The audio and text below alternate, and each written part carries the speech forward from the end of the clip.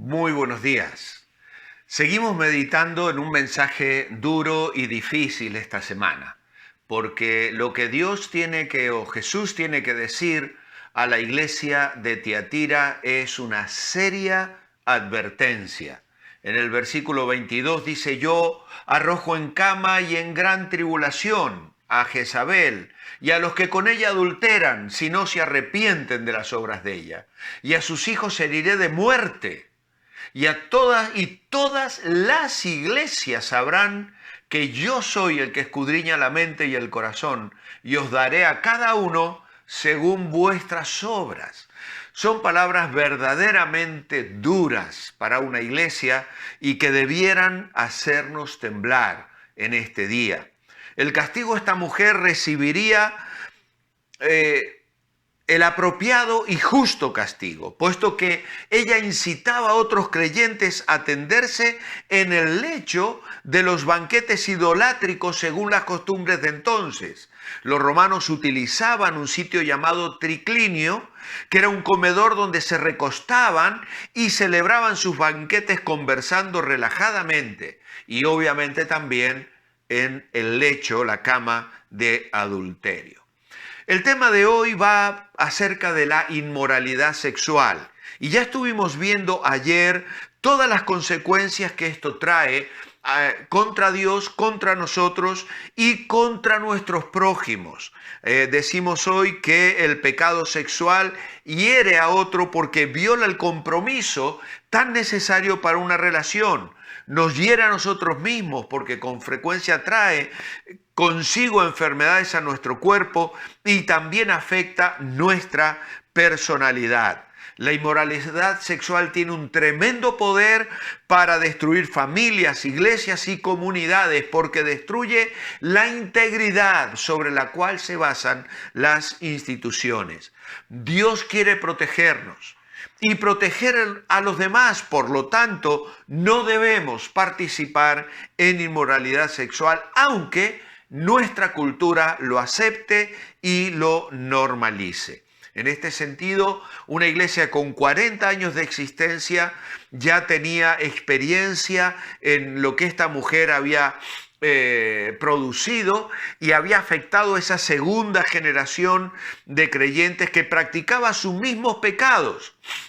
Y por eso Dios interviene en disciplina para ella y para sus hijos, sea que fueran hijos naturales de ella, o sea que se refiere a aquellos que seguían su ejemplo y también practicaban este tipo de pecado. Pero siempre afectamos a los que vienen detrás. El juicio sería por sus obras, no porque las obras decidan nuestra salvación, sino porque las obras obviamente son una evidencia de la salvación. Ahora, ayer nos detuvimos a meditar sobre el pecado de David. David fue confrontado por Natán.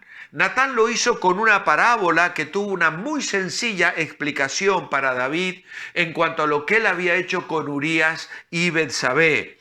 Y entonces inmediatamente David ejecutó una sentencia en base a la parábola de Natán y rápidamente quedó autocondenado porque fueron palabras dichas contra sí mismo. Los 4 tantos que tenía que pagar el ofensor se tradujeron en la muerte violenta de 4 de sus hijos, contando al niño nacido de su reciente esposa.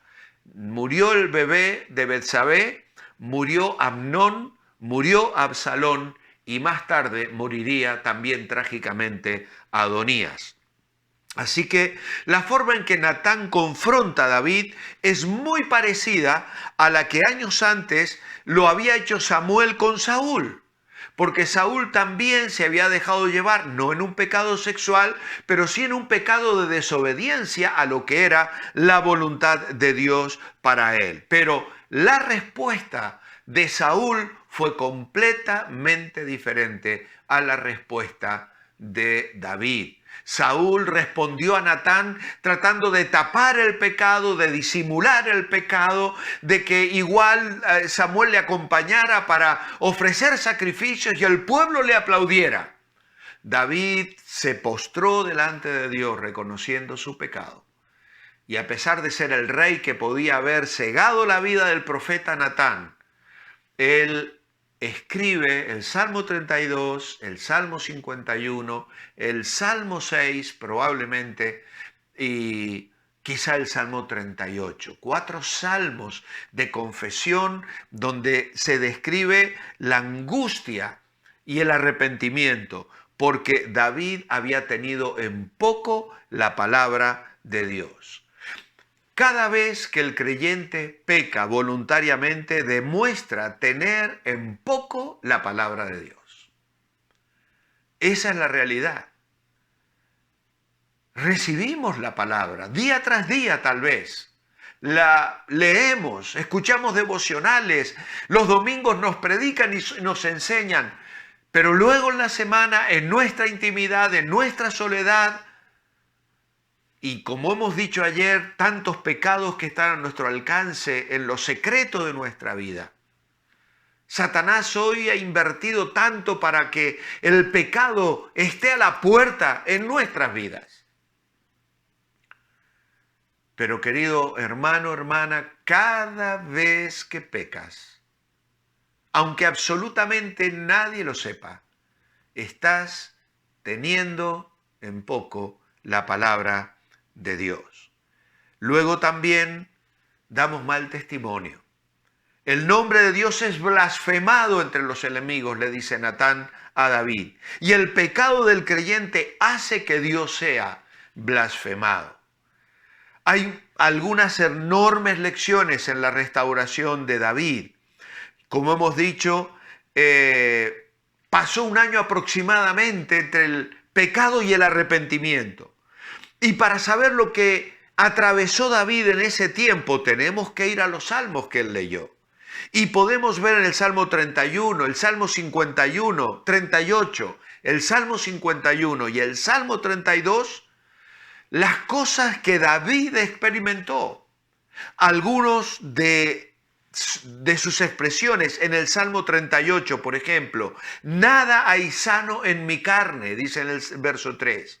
Es decir, todo su organismo se vio afectado por el pecado. Ni hay paz en mis huesos, es decir, un desorden del ser.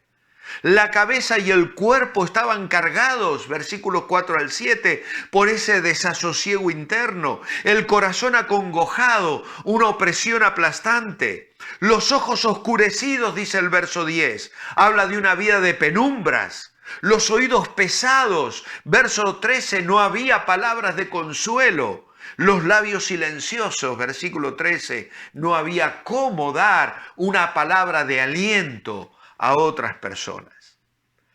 Isaías dirá más tarde, desde la planta del pie hasta la coronilla de la cabeza, no hay en mi cuerpo cosa sana, sino herida, hinchazón y podrida llaga. ¿Por qué? Porque algo muere cuando pecamos. Algo muere cuando pecamos. Por eso en el versículo 6 del Salmo 38, David dice, ando enlutado todo el día. Algo muere cuando pecamos. Y lo que muere es nuestra comunión con Dios. El disfrute de la comunión con Dios. No es que Dios va a dejar de estar con nosotros, porque Él está siempre con nosotros, pero pierdo la realidad de su presencia. Dejo de sentir la realidad de que su Espíritu está conmigo, me acompaña, me rodea, me bendice. Me siento solo, seco, vacío, porque Él no está conmigo. Por eso es tan importante decir como David, confesaré la maldad de mi pecado, me contristaré por mi pecado. Y esto es lo que Jezabel no quería hacer. Dice el Señor, le he dado oportunidad de que se arrepienta, pero en su rebeldía no lo quiere hacer. Por eso aquel que tiene los pies de bronce bruñido entrará en juicio y traerá disciplina y castigo a su vida. El arrepentimiento incluye un reconocimiento sincero y franco. Si una persona no dice la verdad o solo dice parte de ella, no está verdaderamente arrepentida. El verdadero arrepentimiento incluye el deseo de apartarse totalmente del pecado. Arrepentirse significa dar media vuelta, tomar como base la verdad y caminar en la dirección opuesta, rompiendo definitivamente con las cosas pecaminosas. En Proverbios 28:13, Salomón escribió: el que encubre sus pecados no prosperará, mas el que los confiesa y se aparta alcanzará misericordia. El verdadero arrepentimiento incluye humildad y quebrantamiento de espíritu.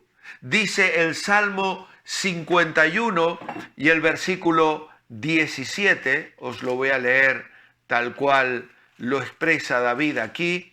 Salmo 51, versículo 17, dice: los sacrificios de Dios son el espíritu quebrantado. Al corazón contrito y humillado no despreciarás tú, oh Dios. La alegría por el perdón, el alivio que trae el arrepentimiento, la liberación de algo que estuvo guardado en secreto, pero que ya no nos encadena, nos hace sentir agradecidos delante de Dios. Y entonces venimos y le alabamos. El verdadero arrepentimiento incluye la confianza de que hubo perdón y restauración de parte de Dios. Un nuevo camino se abrió delante de David. La gracia se manifestó sobre él y ahora debía seguir viviendo con esa dependencia, aun cuando las consecuencias de su pecado las habría de cosechar más tarde. Todos los pecados son perdonables cuando hay confesión y arrepentimiento, pero hay algunos pecados que tienen consecuencias tremendas, ramificaciones horribles, que en el caso de David hicieron que bajara a la tumba odiando el día de su adulterio con Betsabé. Oh, que el Señor nos guarde.